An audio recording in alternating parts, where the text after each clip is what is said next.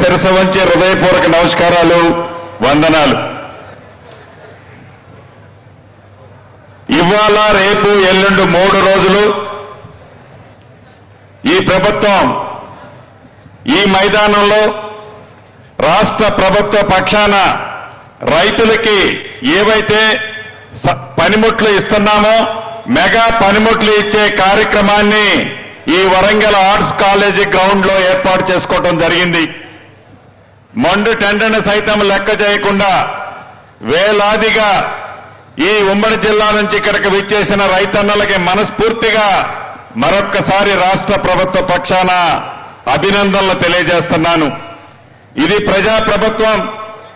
ఈ ప్రజాప్రభుత్వంలో ప్రజాప్రభుత్వం ప్రగతి ప్రణాళిక దాంట్లో భాగంగా ప్రజల వద్దకి ప్రభుత్వం పంపించే దాంట్లో కార్యక్రమంలో భాగంగా 99 రోజులు ఈ 3వ సంవత్సరంలో కాలు పెట్టిన సందర్భంగా రాష్ట్ర ప్రభుత్వ పక్షాన అధికారులందరినీ కూడా మీ గ్రామాలకి మీ వార్డులకి పంపిస్తున్న సంగతి మీకు తెలుసు. ఈ 99 రోజుల్లో భాగమే ఈ రైతులకు సంబంధించిన కార్యక్రమాన్ని కూడా వారం రోజులు ఏర్పాటు చేసుకున్నాం. మీకు గుర్తుంటుండాలి, ఇదే మైదానంలో 2022లో మనందరి నాయకులు భావి భారత ప్రధాని మన రాహుల్ గాంధీ గారు అద్భుతమైన రైతు డిక్లరేషన్ సమావేశం రేపు అంటే మే 6వ తారీఖు నాడు ఇదే వేదికగా లక్షలాది మంది రైతన్నల సమక్షంలో మీ దీవెనలతో తెలంగాణ రాష్ట్రంలో ప్రజాప్రభుత్వం వచ్చిన తర్వాత ఏ రైతులకైతే సంఖ్యలో వేసి నడి రోడ్డు మీద చంటి బిల్లలతో నడిపించకపోయిన ప్రభుత్వాన్ని మీరు దించిన తర్వాత రైతన్నులకి ఇచ్చిన ప్రతి మాటని మీ ప్రభుత్వం ప్రజాప్రభుత్వం వచ్చిన తర్వాత నెరవేరుస్తామని చెప్పి ఇచ్చిన మాట ప్రకారం మీ దీవెనలతో మీ ఆశీస్సులతో తెలంగాణ రాష్ట్రంలో ప్రజాప్రభుత్వం వచ్చిన తర్వాత గౌరవ ముఖ్యమంత్రి రేవంత్ రెడ్డి గారి నాయకత్వంలో రైతుల పక్షపాతి ప్రభుత్వంగా ఈనాడు పనిచేస్తున్న సంగతి మీకు తెలియంది కాదు.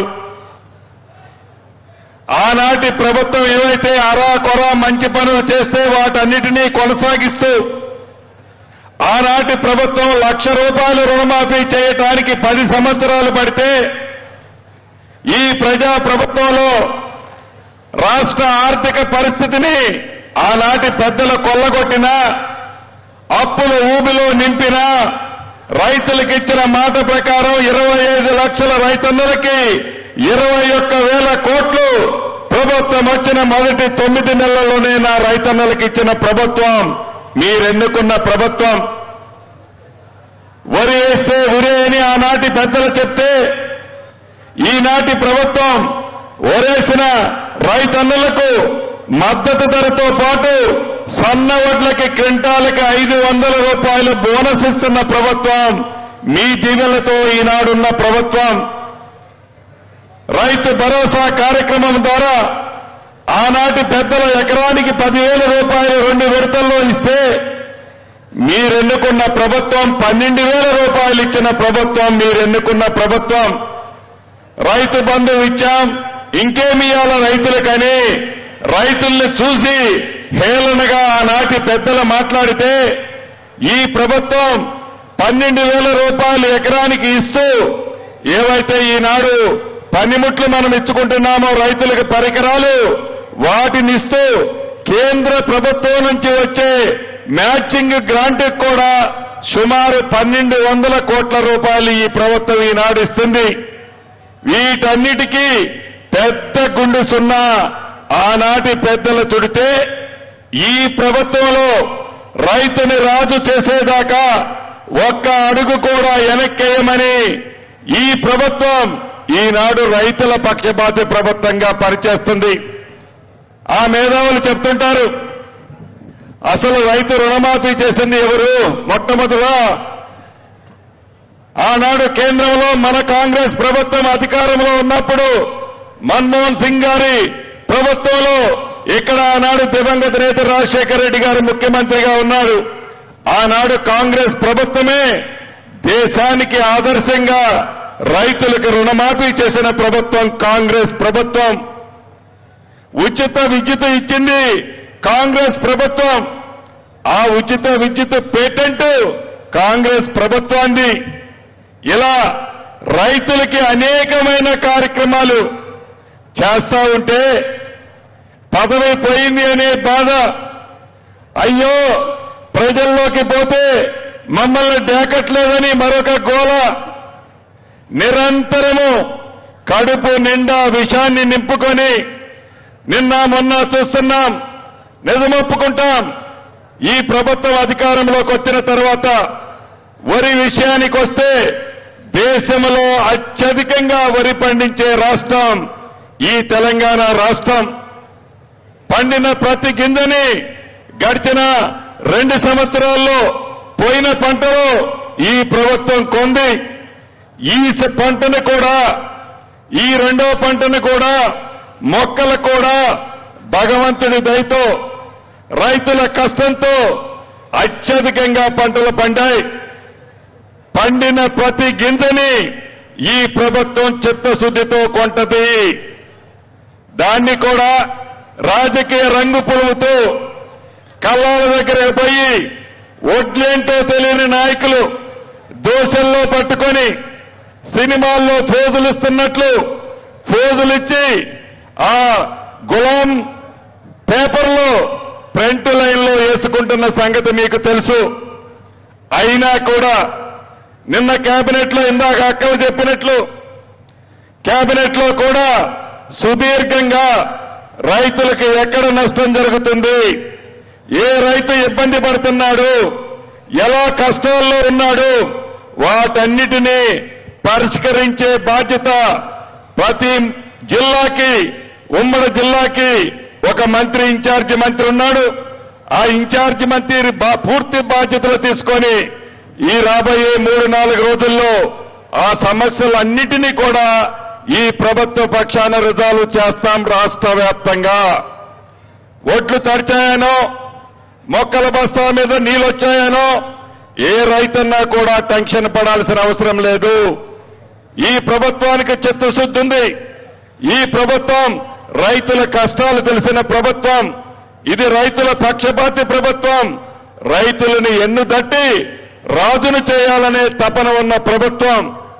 ఈ ప్రభుత్వాన్ని ఆనాటి 10 సంవత్సరాలలో దొరపోకడపై ధనిక తెలంగాణ రాష్ట్రంలో ఉన్ననాడు రైతుల కష్టాలు తెలియని ఆ దొరలు ఈనాడు ముసల కన్నీరు కాలుస్తూ అయ్యో అక్క, అయ్యో రైతన్న అని వడ్ల దగ్గరకు పోయి ఎలా డ్రామాలు ఆడుతున్నారో మనకి స్పష్టంగా కనిపిస్తుంది. ఇదే వేదికగా ఆనాడు మా నాయకుడు, మనందరి నాయకుడు రాహుల్ గాంధీ గారు చెప్పినట్లు చెప్పిన ప్రతి మాటని రైతన్నకి ఇచ్చాం.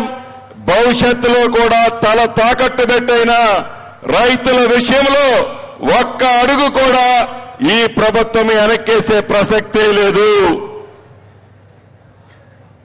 రేపేదో వాళ్ళు ఒక మీటింగ్ పెడుతున్నారని ఇందాక అక్క అంటుంది. మీరు 100 మీటింగులు పెట్టుకొని 4 సార్లు ముక్కు మీరు నేలకు రాయండి. ఈ ప్రభుత్వం రైతుల పక్షపాతి ప్రభుత్వం. మీరేదో చెబుతున్నారని, మీరేదో ముసల కన్నీరు కారుస్తున్నారని మీ సొల్లు మాటలకి ఈ ప్రభుత్వం దిగిరాదు. ఇది రైతుల పక్షపాతం ఉన్న ప్రభుత్వం. మీరు చెప్పినా చెప్పకున్నా రైతులకి ఈ ప్రభుత్వం ఇచ్చే చేయూత ఇప్పుడే కాదు భవిష్యత్తులో కూడా తప్పకుండా ఇస్తదని కూడా ఈ వేదిక ద్వారా రాష్ట్రంలో ఉండే ప్రతి రైతన్నకి తెలియజేస్తున్నాము. అంతేకాదు నిన్న మీరు చూశారు తోడు బెంగళాట. కేంద్రంలో ఉన్న బీజేపీ 10 సంవత్సరాలు పరిపాలించిన బీఆర్ఎస్ పార్టీ ఆటలు డ్రామాలు మీరు చూశారు. అనేక పర్యాయాలు ఆనాడు బీఆర్ఎస్ పార్టీ తెలంగాణ రాష్ట్రంలో అధికారంలో ఉన్నప్పుడు ఆనాటి ప్రధాని పెద్దలు మోదీ గారు కానీ, హోంశాఖ మంత్రి గారు అమిత్ షా గారు కానీ, అదే రకంగా బండి సంజయ్ గారు కానీ, అదే రకంగా కిషన్ రెడ్డి గారు కానీ అనేక వేదికల మీద టిఆర్ఎస్ ప్రభుత్వం అధికారంలో ఉన్నప్పుడు అంటుండేవాళ్ళు, కాళేశ్వరాన్ని ఏటీఎంగా ఓడుకుంటున్నారు, కాళేశ్వరంలో 1,00,000 కోట్లు దోచుకున్నారు అని వారే స్వయంగా అన్నారు. ప్రజల దీవెనలతో ఈ ప్రజా ప్రభుత్వం వచ్చిన తర్వాత ఒక అనుభవజ్ఞులైన మంచి రిటైర్డ్ న్యాయాధికారిని నియమించి ఒక కమిషన్ ఏర్పాటు చేసి కాళేశ్వరం మీద కమిషన్ ఏర్పాటు చేసిన తర్వాత వచ్చిన రిపోర్టును అసెంబ్లీ సాక్షిగా సిబిఐకి ఇచ్చి సుమారు 9 నెలలు అవుతుంది. ఏ లాలూచీతో మీరు, ఏ ఆలోచనతో మీరు ఏటీఎం అని చెప్పిన ఆనాడు మీరు ఆనాటి పెద్దల మీద చర్యలు ఎందుకు తీసుకోవటం లేదు? అదే విధంగా నిన్న కరెంటు కొనుగోలు విషయంలో కానీ ఆనాటి 10 సంవత్సరాలలో ఏ యాదాద్రి భద్రాద్రి పవర్ స్టేషన్ల నిర్మాణంలో కోట్లాది రూపాయల అవినీతి జరిగిందని అదే జ్యుడిషియరీకి సంబంధించిన కమిషన్ వేసి సుమారు 114 పేజీల రిపోర్ట్ ఇచ్చారు. ఆ రిపోర్టును కూడా నిన్న కేబినెట్ సాక్షిగా సిబిఐకి హ్యాండ్ ఓవర్ చేయడం జరుగుతుంది. ఒకటి కాళేశ్వరానికి సంబంధించిన ఎంక్వైరీ సిబిఐలో ఉంది. రెండవది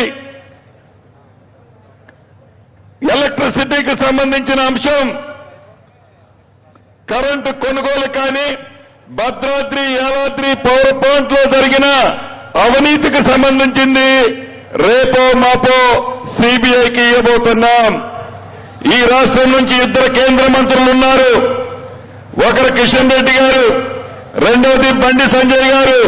వారిద్దరిని ఈ వేదిక మీద నుంచి ఒకటే ప్రశ్నిస్తున్నాను. అయ్యా, భవిష్యత్తులో రాబోయే రాజకీయాల కోసం బీఆర్ఎస్ పార్టీతో పొత్తుల కోసం బీఆర్ఎస్ తో మీకున్న లాలూచీ ఏంటి? మీకు లాలూచీ లేకపోతే కాళేశ్వరానికి సంబంధించిన కమిషన్ రిపోర్టు మీకు ఇచ్చి 9 నెలలైంది. ఎందుకు మీ గవర్నమెంట్ లో పెట్టుకున్నారు? అదే విధంగా కరెంటు కొనుగోళ్లు భద్రాద్రి యాదాద్రి పవర్ ప్లాంట్ లో జరిగిన అవినీతి కేంద్ర ప్రభుత్వ సంస్థలు కొన్ని దాంట్లో పనిచేశాయి. అదే రకంగా ఏదైతే ఛత్తీస్గఢ్ లో ఉంది కాంగ్రెస్ ప్రభుత్వం, ఆ ప్రభుత్వానికి సంబంధించిన కొనుగోలులో కూడా ఆనాటి పెద్దలు ఉన్నారని, ఈ రాష్ట్రాన్ని పరిపాలించిన పెద్దలు ఉన్నారని ఈ రిపోర్ట్ లో ఉంది. ఆడ కాంగ్రెస్ ప్రభుత్వం ఉన్న ఈ కరెంటు కొనుగోలు ఎంక్వైరీ రిపోర్ట్ ని మీ సిబిఐకి ఇచ్చాము. దాన్ని మీకు చిత్తశుద్ధి ఉంటే మీరు 2 మంత్రులు, మీతో కలిపి 8 మంది పార్లమెంటు సభ్యులు ఉన్నారు ఈ రాష్ట్రంలో బీజేపీ తరఫున. కాబట్టి మీ లాలూచీ లేదని నిరూపించుకోవడం కోసమైనా ఏటీఎంలో వాడిన కాళేశ్వరంలో జరిగిన అవినీతిని బయటికి లాగాలి అని మీరే అనేక పర్యాయాలు చెప్పారు. కాబట్టి మీ చేతుల్లో ఉన్న సంస్థ సిబిఐ సంస్థ, ఈ సిబిఐ సంస్థ ద్వారా ఈ 2 కేసుల్ని ఎమ్మటే విచారణ చేసి దోషులు ఎంత పెద్దవారైనా ఏ లాలూచీలు లేకుండా వారిని అరెస్టు చేయాలని, వారిని శిక్షించాలని, వారు దోసుకున్న సొమ్ము తెలంగాణ రాష్ట్ర పేద ప్రజలది. ఆ సొమ్ముని తిరిగి పేద ప్రజలకి పంచే దాంట్లో మీ సంస్థలు పని చేయాలని కూడా ఈ వేదిక ద్వారా వారిని ప్రశ్నిస్తున్నాను. చివరిగా మీకు చెప్పదలుచుకున్నది ఒక్కటే, ఇది రైతుల ప్రభుత్వం. కళ్ళవల్లి మాటలు చెప్పే నాయకులు, ముసల కన్నీరు కార్చే నాయకులు వారు అధికారంలో ఉన్ననాడు పేదవాడి కష్టాలు తెలియని ప్రభుత్వాలు, నాయకులు మీ దగ్గరికి వచ్చి కళ్ళవల్లి మాటలు చెప్తున్నారు. మీరు నమ్మరు అనడానికి నిదర్శనం ఒక్కటే. గడిచిన గ్రామ పంచాయతీ ఎన్నికల్లో ఫలితాలు, గడిచిన అర్బన్లో జరిగిన మున్సిపల్ కార్పొరేషన్ ఎన్నికల్లో కాంగ్రెస్ పార్టీకి అత్యధికంగా మీరు దీవించారు. దానికి నిదర్శనమే సొల్లు మాటలు చెప్పే ప్రతిపక్షాల మాటలు నమ్మరనేది మాకు పూర్తి నమ్మకము, విశ్వాసము ఉంది. ఇంకొక విషయాన్ని కూడా మీరు గమనించాలి. అనుభవజ్ఞులని చెప్తారు ఆనాటి మాజీ ముఖ్యమంత్రి కేసీఆర్ గారు. మీ అనుభవాన్ని ఏ రోజైనా అసెంబ్లీకి వచ్చి తెలంగాణ ప్రజల పక్షాన, రైతుల పక్షాన, ఆడబిడ్డల పక్షాన, నిరుద్యోగ తమ్ముళ్ల పక్షాన, విద్యార్థుల పక్షాన, ఎస్సీ ఎస్టీ మైనారిటీ సోదరులు, బీసీ సోదరుల పక్షాన ఎప్పుడైనా సూచనలు గాని సలహాలు గాని ఇచ్చారా? నెలకి జీతం అయితే టెన్షన్గా తీసుకుంటారు. ప్రతిపక్ష నాయకుడు బాధ్యతలు మీరు నిర్వహించరు. ఇంట్లో ఉంటారు, మీ తొత్తులను పంపిస్తారు. ప్రజలని ఏ రకంగా మభ్యపెట్టాలని తాపత్రయపడతారే తప్ప ప్రజల కష్టాలు, ప్రజల బాధలు పట్టించుకొని మీరు మళ్ళీ మేమే అధికారంలోకి వస్తామని, మళ్ళీ మేము అధికారంలోకి వస్తే మరొక యుగాన్ని చూపిస్తామని సొల్లు మాటలు చెప్పటం తప్ప, సొల్లు పురాణాలు వినిపించటం తప్ప మీరు ప్రజలకు చేసేది ఏంటో ఒక్కసారి మీరే ఆత్మ పరిశీలన చేసుకోవాలి. నిరంతరము ప్రజల మధ్యనే ఉంటూ గౌరవ ముఖ్యమంత్రి గారు కానీ, సహచర కేబినెట్ మంత్రులు కానీ, సహచర ఎమ్మెల్యేలు, ఎంపీలు కానీ ఏనాడైనా ఈనాటి ప్రభుత్వంలాగా ఆనాటి ప్రజాప్రతినిధులు మీకు అండగా అందుబాటులో ఉన్నారో లేదో రాష్ట్ర ప్రజలు ఒక్కసారి గుర్తు తెచ్చుకోవాలి. ముఖ్యమంత్రి గారిని చూడాలంటే ఏదో టీవీలో ప్రెస్ మీట్ పెట్టిన రోజు ఎక్కడో సంవత్సరానికో 2 సంవత్సరాలకో ఏదో ఒక అద్భుతం జరిగితేనో ఆనాడు ముఖ్యమంత్రి గారు కనపడేవారు. ఇక మంత్రుల విషయం చెప్పనక్కర్లేదు. వారి స్వార్థం కోసం, వారి స్వలాభం కోసం, వారి వ్యాపారాల కోసం ఉండారే తప్ప ప్రజల కష్టాలు, బాధలు పట్టించుకున్న వాళ్ళు కాదు. చివరికి ఆనాటి మంత్రులకి ఆ ముఖ్యమంత్రి గారి దగ్గర కనీసం మాట్లాడే అర్హత కూడా ఉండేది కాదు. ఈ ప్రభుత్వం అలా కాదు. మీరు జీవించిన ప్రభుత్వం, మీరు ఆశీర్వదించిన ప్రభుత్వం, మీరు ప్రేమగా చూసుకునే ప్రభుత్వం. ఎలానైతే మీ దీవెనలు ఉన్నాయో భవిష్యత్తులో కూడా అలానే ఉండే విధంగా ఈ ప్రభుత్వం గౌరవ ముఖ్యమంత్రి రేవంత్ రెడ్డి గారి నాయకత్వంలో ఇప్పుడు కాదు భవిష్యత్తులో కూడా మీ దీవెనలు ఉండే విధంగానే పరిపాలిస్తుందని కూడా మరొక్కసారి మీ అందరికీ తెలియజేసుకుంటూ, ఇంత మండుటెండలో లెక్క చేయకుండా వేలాదిగా లోన ఉడకబోస్తున్నా కూడా వేలాదిగా ఇక్కడికి విచ్చేసిన మీ అందరికీ మరొక్కసారి శిరస్సు వంచి మనస్ఫూర్తిగా అభినందనలు, కృతజ్ఞతలు చెప్తూ సెలవు తీసుకుంటున్నాను.